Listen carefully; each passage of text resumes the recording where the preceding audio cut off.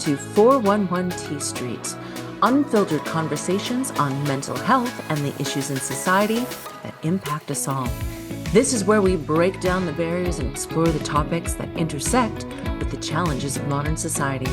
I'm Dr. Milan Ghebreiyesus, and each week we'll dive into raw, honest discussions on the systemic issues that affect us all. We'll hear from experts, thought leaders, and everyday people offering real stories and actionable insights to help you achieve an understanding of the issues that matter most. No filters, no sugarcoating, just real talk. Welcome to 411 T Street.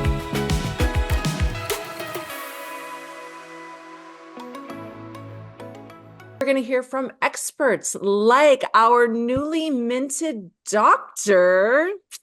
I'm very, very excited. So doctor, trying it on for her spin. She just passed her exams. Yay. Dr. Wintta Ghebreiyesus. Did I say that correct? That was perfect. Oh my goodness. Yay me. So I'm not even going to, no spoiler alerts from me, share with the world what you just doctored yourself in. Well, thank you so much. Thanks for having me. I am officially considered an expert in aeroacoustics and specifically active noise control for any moving target. And so the subject of my thesis was adaptive zone-based active noise control for a moving target. And to make it all make sense, it was for the inside of aircraft cabins. And so, okay.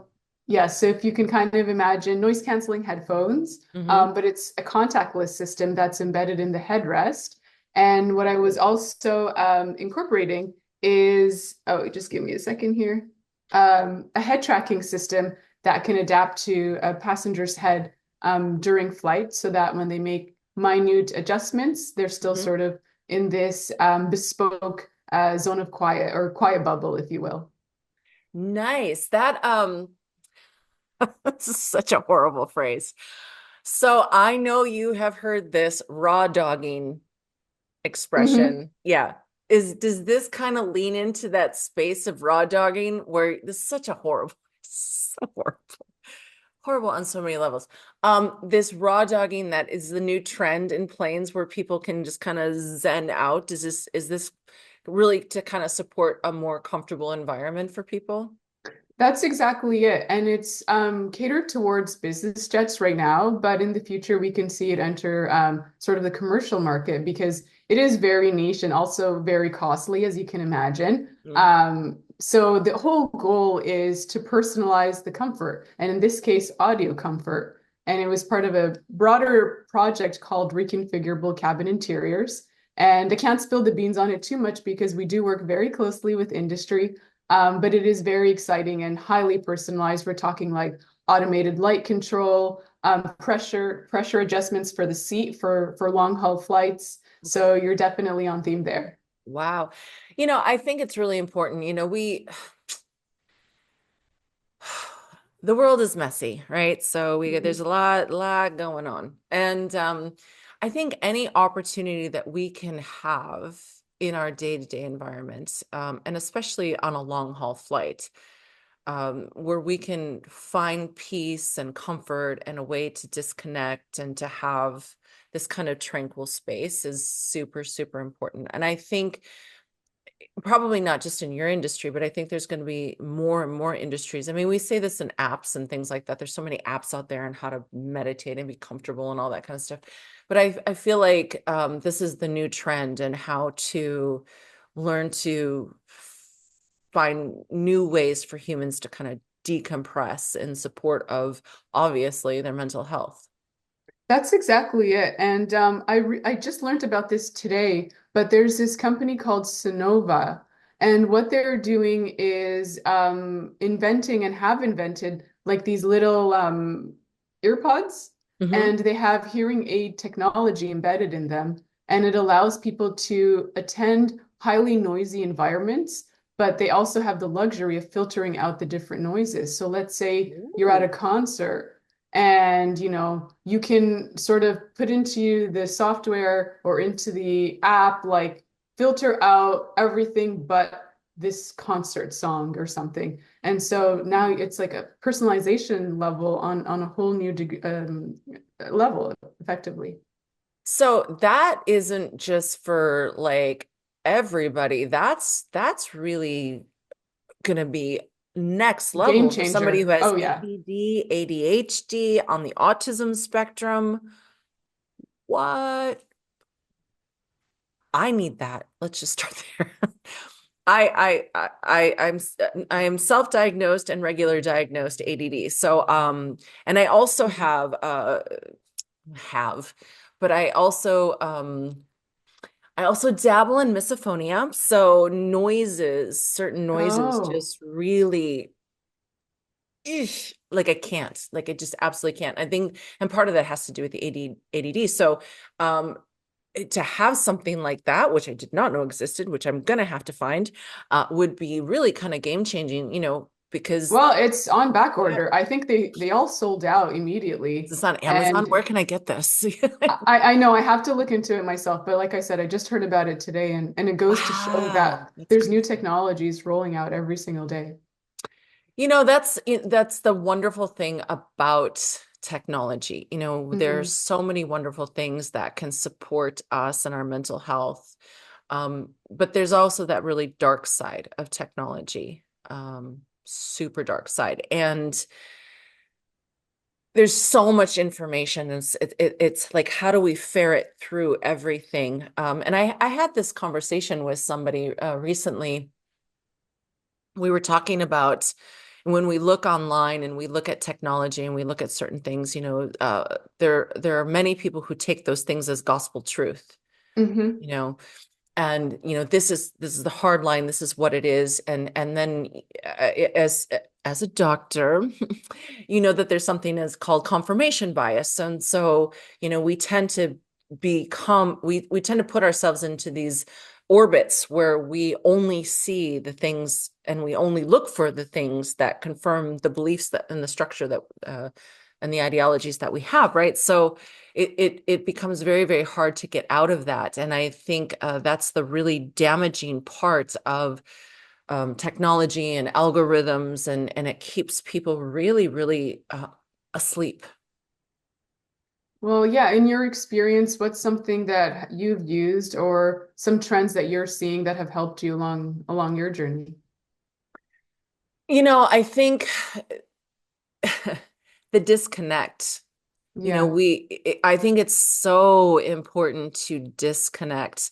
I was having this conversation with a woman from Germany a couple days ago, and one of the things that she said, and I think we all know this: go out into nature, take your shoes off, Oh yeah. run your toes through the grass. Like, how many people?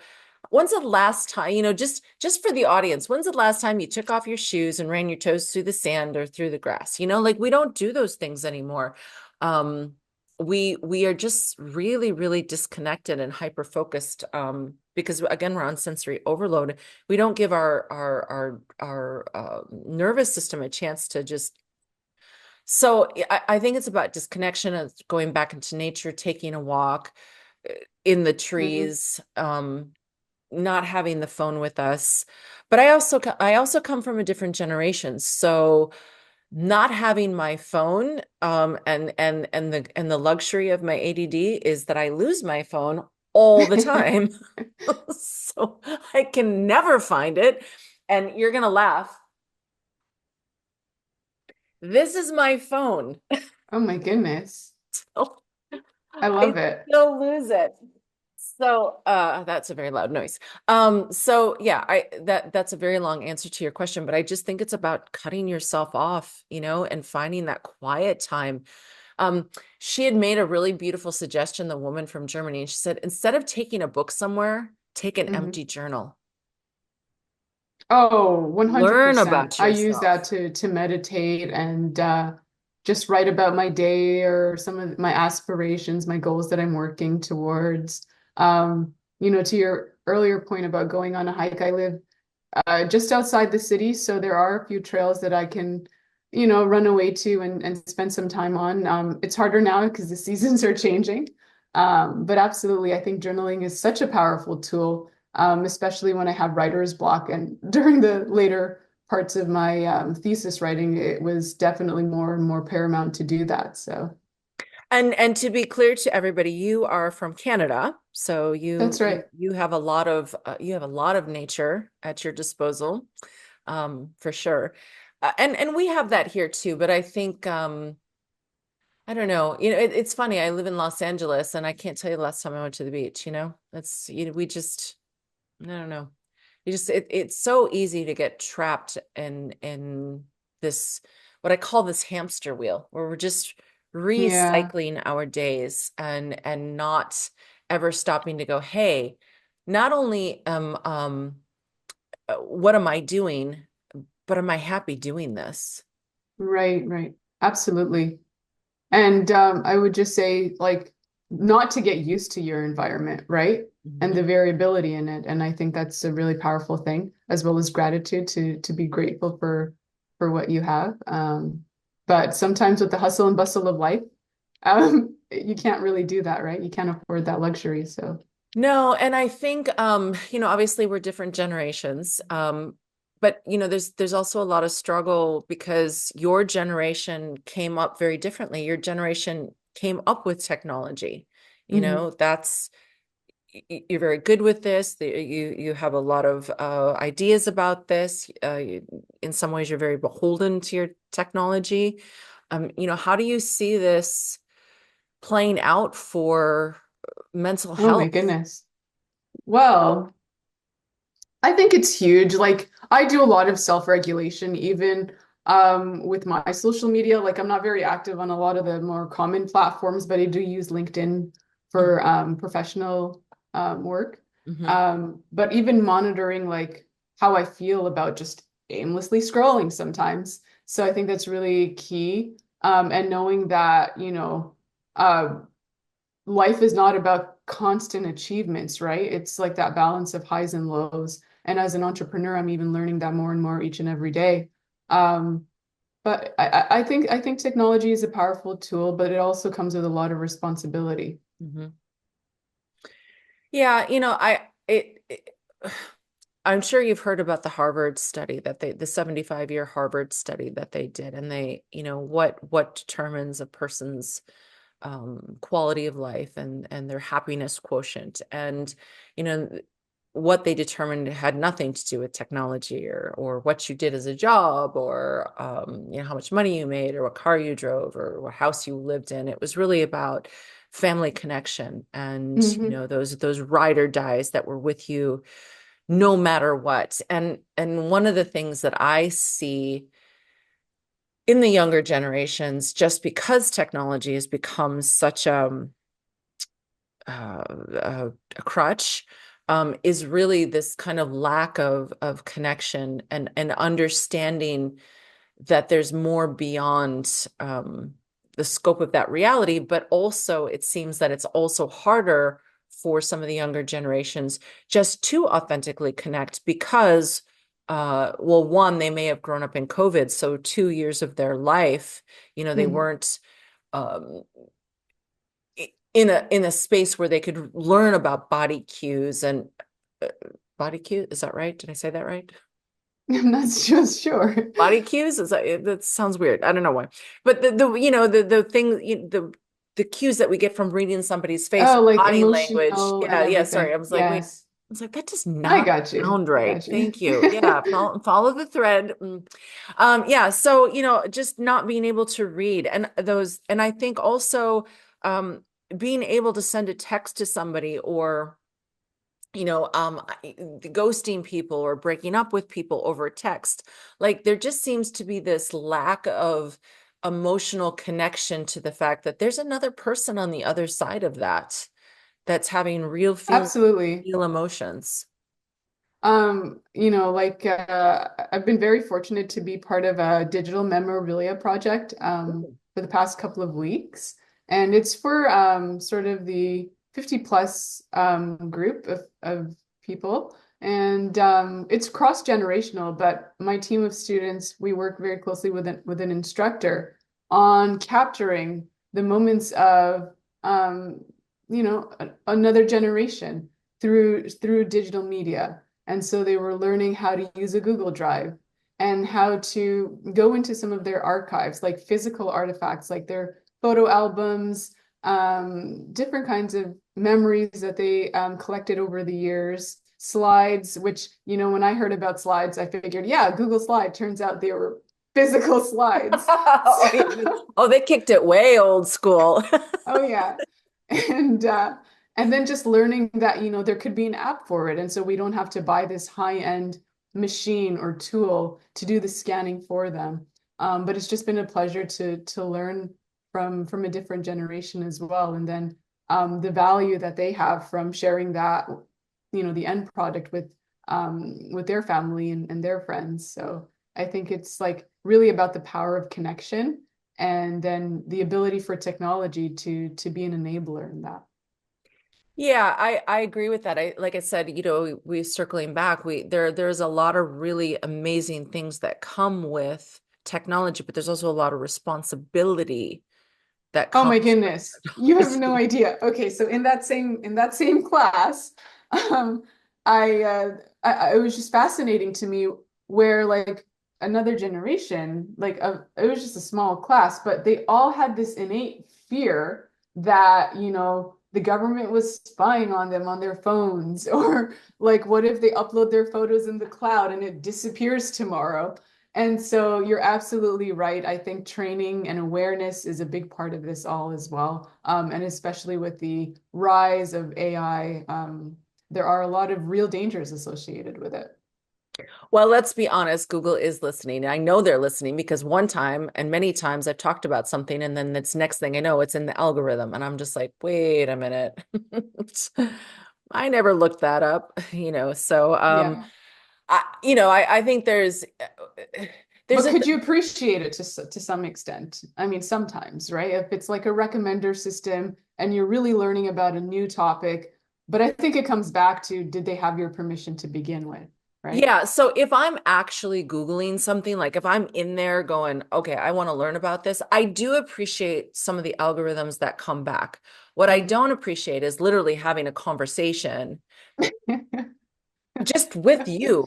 For example, Yeah. like my phone is off right now because I do not want like the Wi-Fi is off. Like I don't want a bunch of things to come through on my algorithms. That freaks me out. I'm not gonna lie. Mm. That freaks me out when I literally have a conversation about something. Like for example, you're talking about like a ski resort. I don't look up ski resorts. I'm not skiing, but I just happen to be having that conversation, and then next thing Oh, I you see, know, I see. there's like a ski resort in Big Bear that we just happen to mention. I'm like, wait, what? Like, okay, somebody heard me, so those kind of things kind of weird me out. I don't know to what degree any of that stuff is true, but it seems a little quinky dink. But also, when you have AI like Siri and these Hmm. Alexas in your house, they are listening to you because they need to listen to you because you're going to give them some sort of verbal cue. So that data and that information has to go somewhere. So I do understand why the point being, I do understand why some of us older generations are a little concerned. But at this point, it's just like, it's a runaway train. Yeah, I There's will no coming say. back. It's still not good in terms of like the intelligence of these systems. I was having a conversation earlier with someone that said the voice recognition in their car, and it's a Mhm. high-end car, was not at the level that they would have liked it to be. So it can't decipher what they're saying. If they tell it to play a song, like let's say some specific indie song, that it just won't pick it up.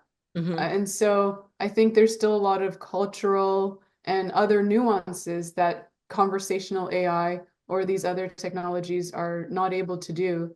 Um, and so I think it's just finding that balance between privacy, responsibility, and also the advancement of these technologies.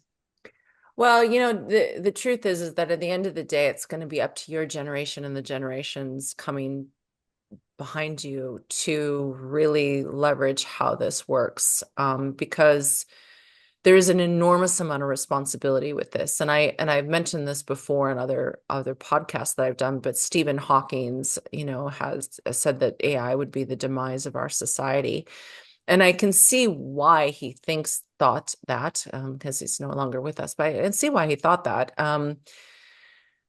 Because, without some of these foundational values that are and responsibilities and good citizenship, and empathy and compassion and integrity and kind of values driven leadership, yeah, it could be used for very, very nefarious reasons. And so but that puts a lot of responsibility on the generation, the shoulders of your generations. And so my question to you is, what, how do you see your generation and the one after you handling this? Well, I will say, just not being afraid to speak out if something seems wrong. I've definitely done it myself, Hmm. because it's effectively another barrier. Like even when it comes to a hot topic and understandably so, for example, bullying, Hmm. right? So it's another layer because people will sort of use technology as a mask, right?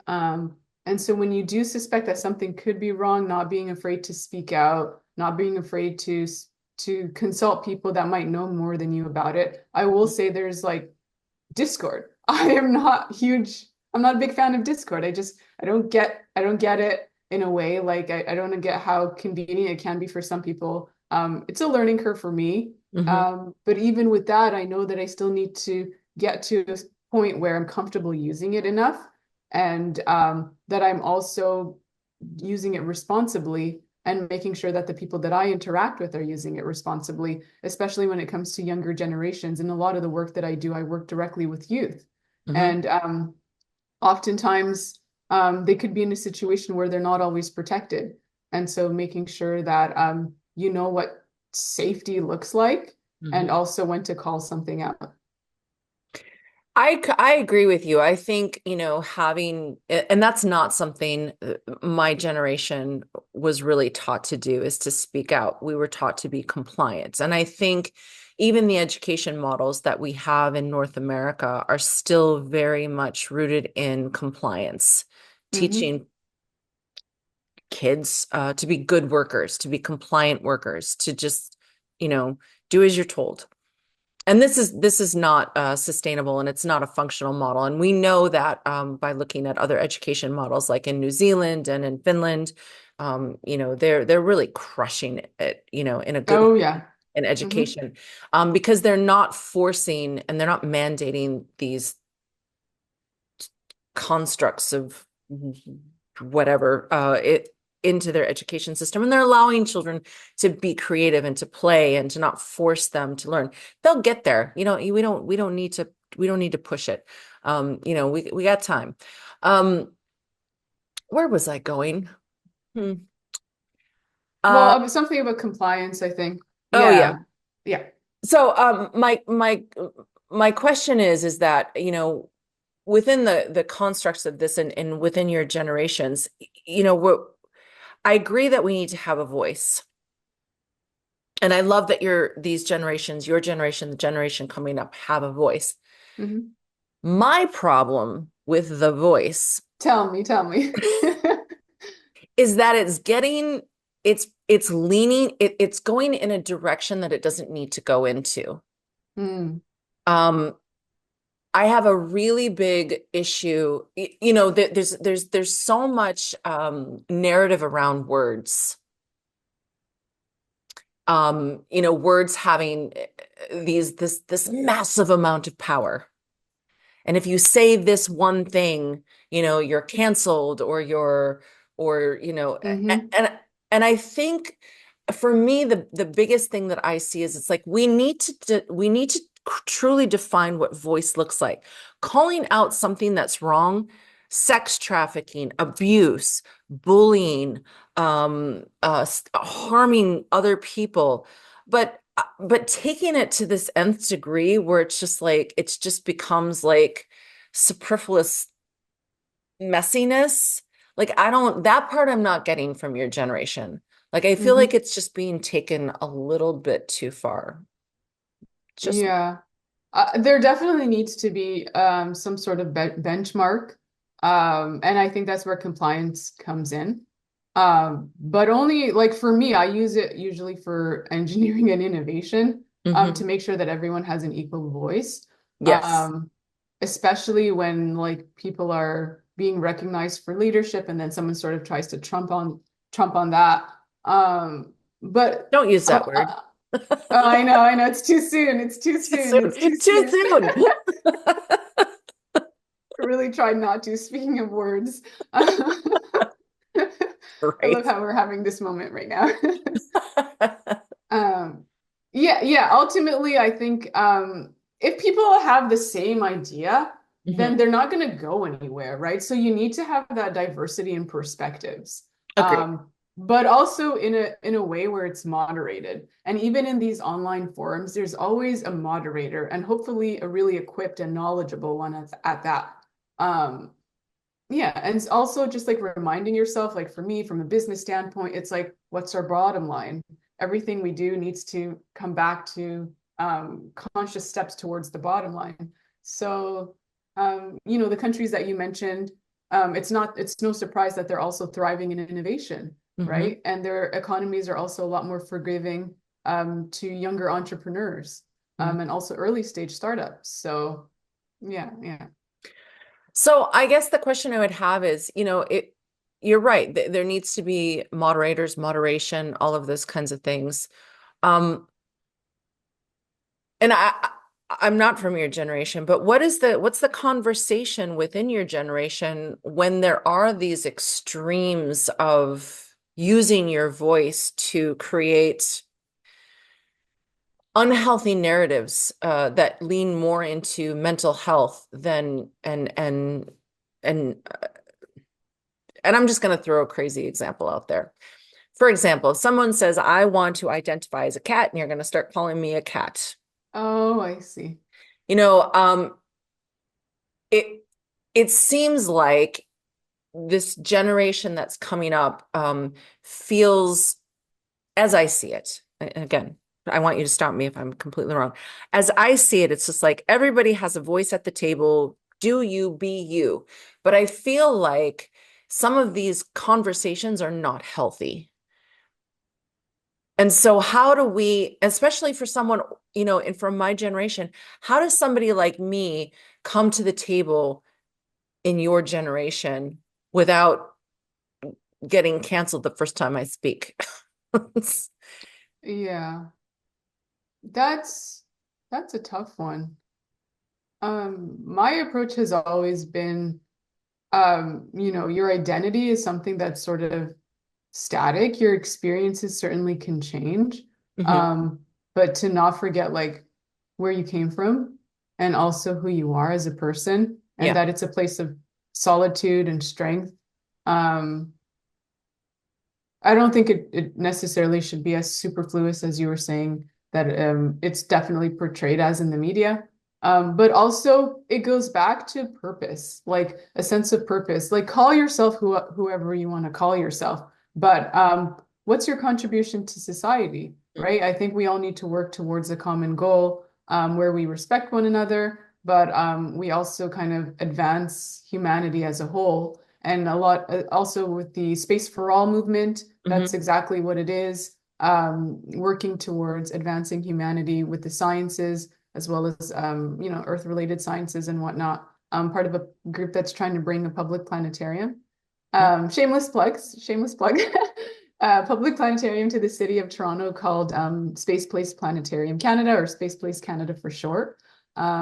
And we're speaking to the audiences, we're speaking to the public about what they would like to see in a 21st century planetarium. Hmm. Um, and that it will need to be digital and digitized in some sense so that it can be accessed by anyone, anywhere, but that it also captures the different cultural knowledges of space and astronomy and Earth related sciences. So it's really getting everyone in the room but Hmm. also recognizing that, science is the recognition of patterns, and usually those things don't change as well. Like nature sort of happens cyclically, and a lot of things in history do as well. So I think we do also have to kind of be grounded and reasonable in some of our statements and thinking.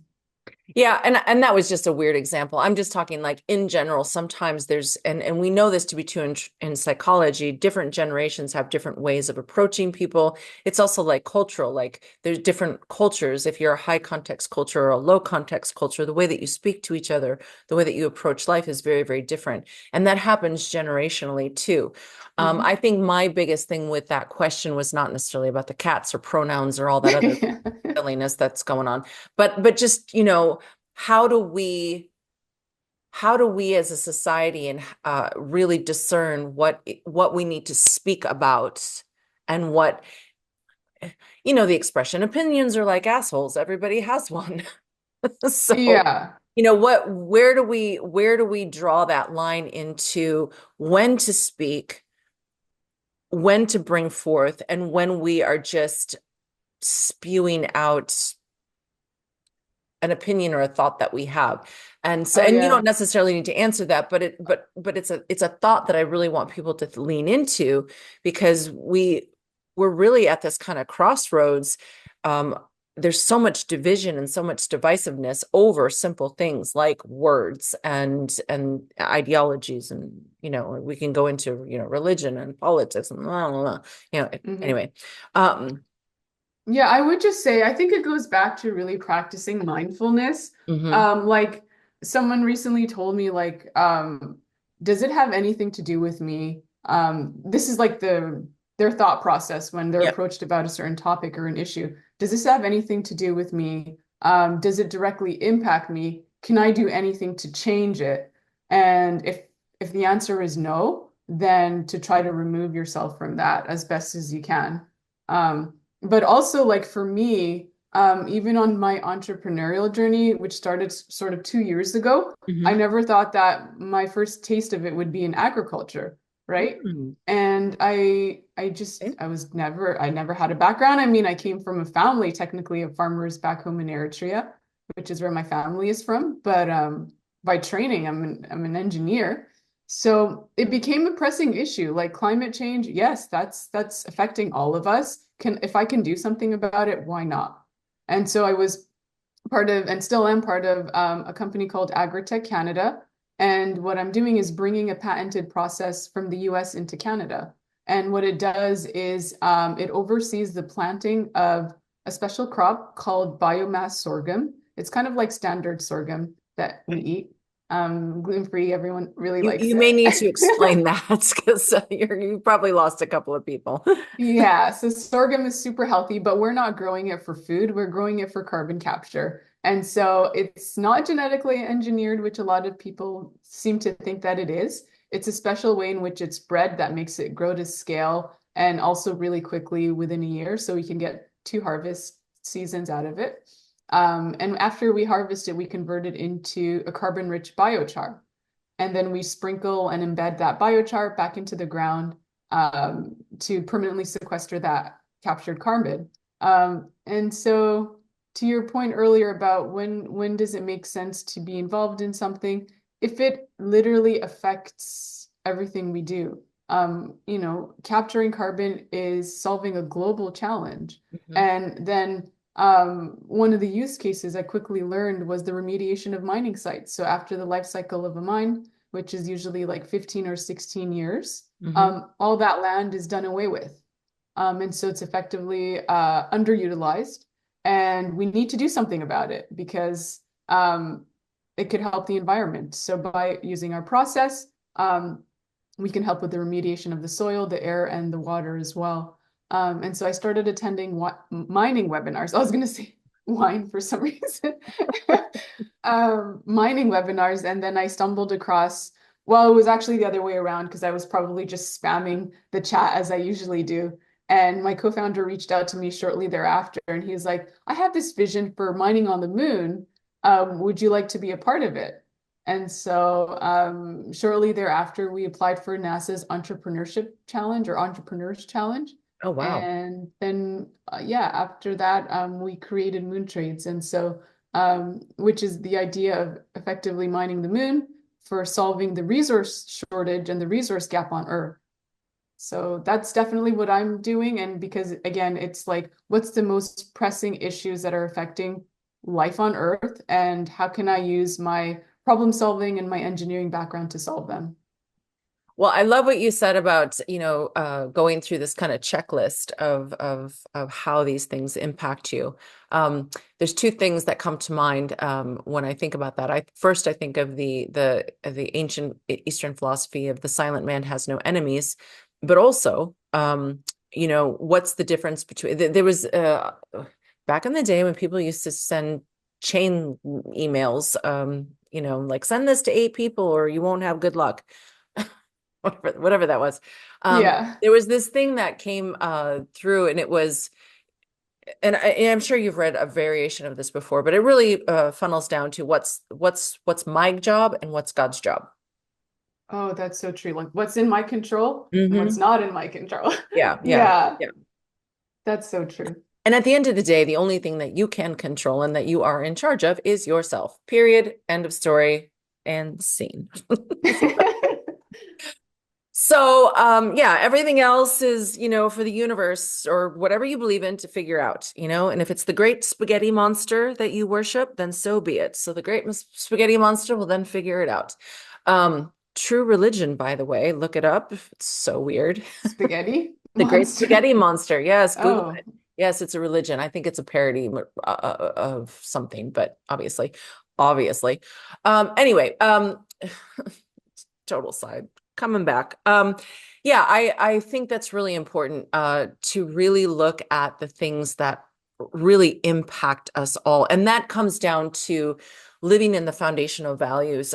You were part of the G100 leadership conference where we talked about values and volunteerism being the pillars of industry, nation, and cause. And that really is what it funnels down to. I mean, all these other details are just details. Like, what we're, uh, yeah, all that other stuff is just messy, but how can we really think about what's important? Not only what we do, but how what we do impacts the society. And, some of these other things that, we're not focusing on the right conversations all the time. And I hmm think hmm that's, I think that's one of the biggest atrocities plaguing all of us. And I think that's why we have to have these conversations, like even, that we're having today, to bring these things to light, to say, hey, let's focus on what's really important here.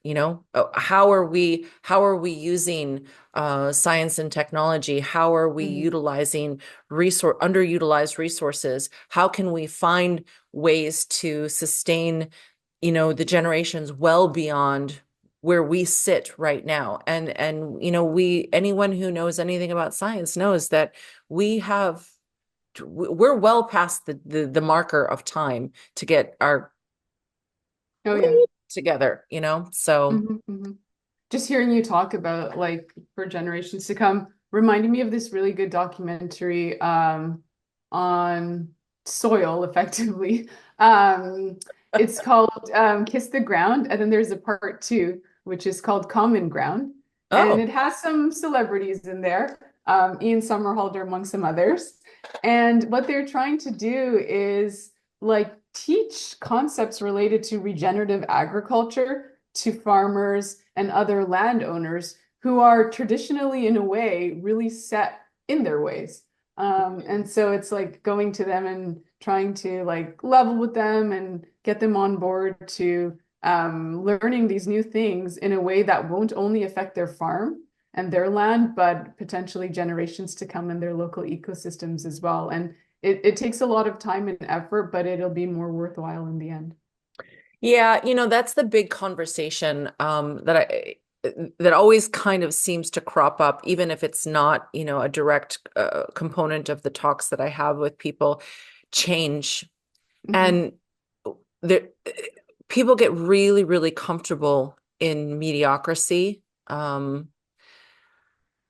and yeah, and change is hard. I mean, if it wasn't, everybody would do it. But we really do need to lean into making some very important changes. And I think a lot of that starts with, well, for one, education. Obviously, we just talked about that, looking at some of the models that are really, really successful, but also, looking at, family infrastructure, connection, going back to what we said, putting down the technology, taking a walk in the mountains, doing the meditations or, the journaling, whatever works for you.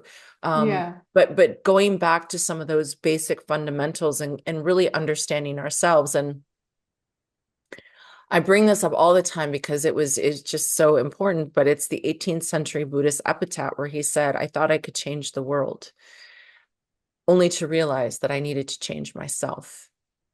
And until we, as humans, recognize that the first step, you know, Hmm. the journey of 1,000 miles begins with one step. But that one step is here, not Hmm. here. That's so true. And I'm sure you've heard about it before, but if like my approach has been try to do something that will impact me or improve my day to day quite literally every day. So just do one small thing and and then it'll add up eventually. But as you said, it does start from within. And sometimes it's like putting your pride aside and your Hmm. ego aside, Hmm. and then just like being the bigger person about who you are, and self-discovery is it's an ongoing thing, right? So just being open to that as well. But also like my thing has been I think it was Bill Nye that once said it. Of course, he's a scientist. Everyone you meet knows someone you know something you don't, and so also being willing to listen when you're in a room filled with perhaps other experts as well. So I think we've come a long way, but there's still a lot of work that we all need to do. I don't remember who it was, maybe Socrates, but wasn't he the one that said, the more I know, the more I realize I know nothing? That was definitely me last week during my defense. You're like, I'm but like, that's huh, I good. never thought about it that way. You're a I'm really doctor glad now. you brought You that know up. everything. Oh yeah. I was having those profound insights at such an inopportune time. Absolutely. That's that's usually when they come out, not when things are good. Yeah. Yeah, I think humility will would take us all a very long way. But it's a challenging reality that we're all faced with. Um and I'm sad a little bit for your generation and the generations behind because yeah, we're not serving you. My generation, the generations after me, we're not serving you and this world the way that we should. And so I can't apologize for everybody, but I'm going to apologize for as many people who resonate with that same thought. But I am so inspired because, I listened to you talk at the summit and honestly, what you had to say was just mind blowing. You are, and I know your parents are so Oh, proud. But thank you so you much. you are well and up here. You're the hope. Oh my goodness. Oh wow.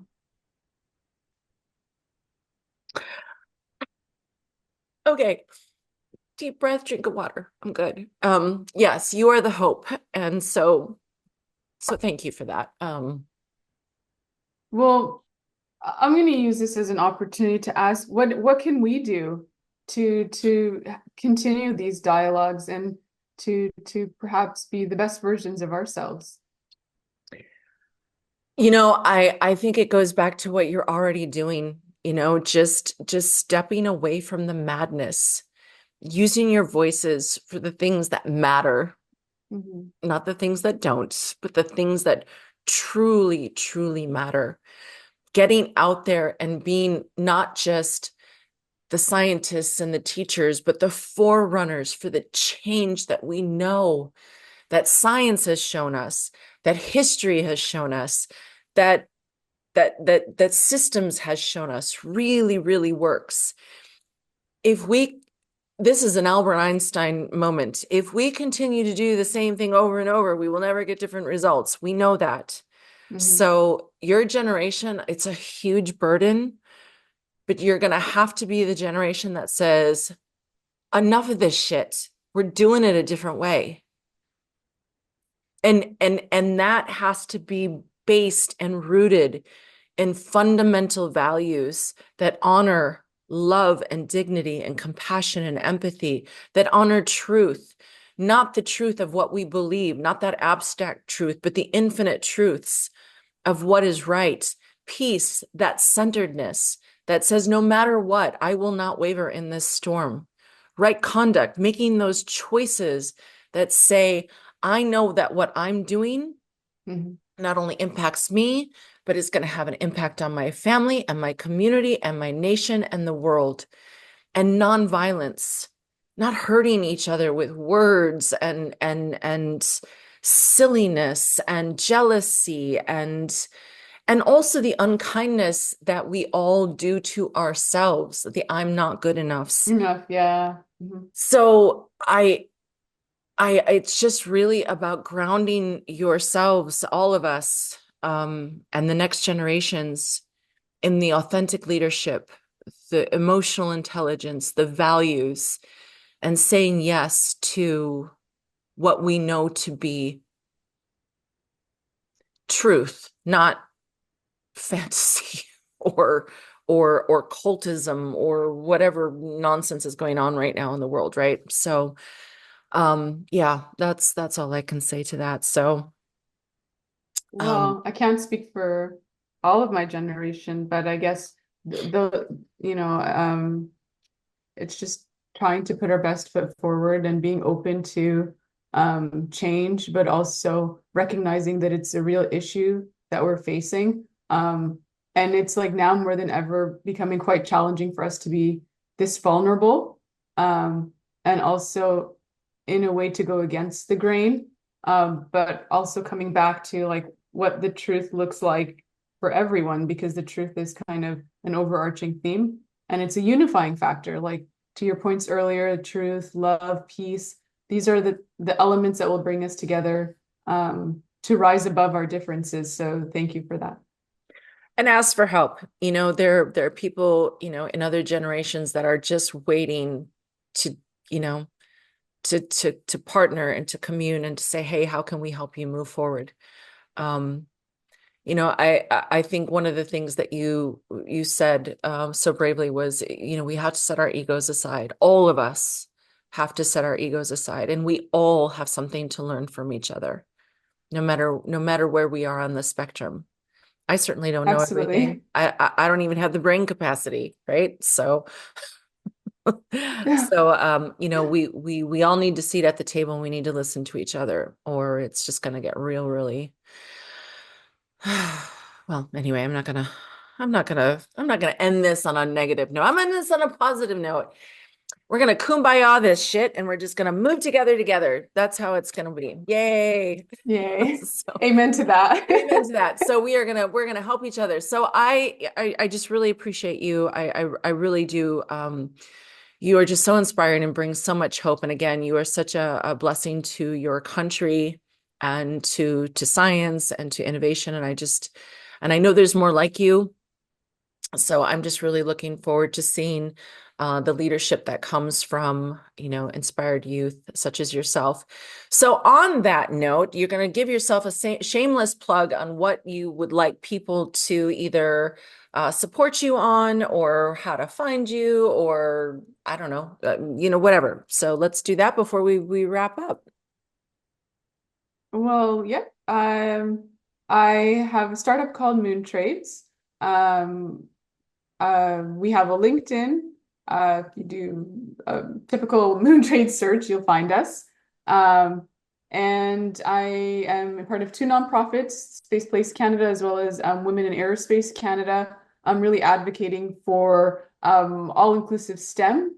And it's just been a pleasure speaking to you. If you are a space and STEM advocate or an enthusiast in mining, robotics, and aerospace, feel free to reach out to us at Moon Trades. And we'll when we put up this particular video, we will have all that information. So you'll just send me all that information. I'll make sure that everybody gets here the proper links. Because it's, sometimes we forget. But I'm just so grateful for you, joining us Thanks. This today. has been a wonderful podcast experience, I will say. Thank you for tuning into 411 T Street, where we spill the tea on the stories that matter the most. Transformation isn't a single moment. It's the clarity and insight that drives meaningful change and connects us all. If today's episode struck a chord, hit subscribe and share. Let's keep these conversations flowing and inspire real movements. 411 T Street. Get the info, spill the truth, spark the change.